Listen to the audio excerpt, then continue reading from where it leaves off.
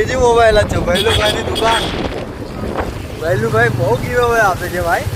ભૈલુભાઈ પ્લમ્બરની બી દુકાન બતાડી.